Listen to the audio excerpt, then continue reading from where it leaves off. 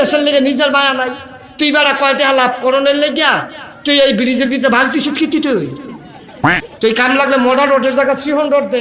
তুই কাম লাগলে গণর জায়গা 7 না দে তো অত মোটামুটি ব্রিজ দেখা রাখতে তুই ভাস দিস কি তুই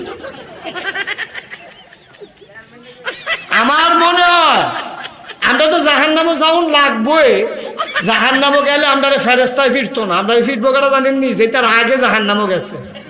হ্যাঁ তারা কইব এই নতুন জাহান্নামে কাটা কাটা এসো দাঁড়াও তখন আমরা তো সব বেড়াইতার মতো করি তা কেবল এই গোনা তো আমরাও করছি তোর এত গোনা হিংসত কখনো এগুলা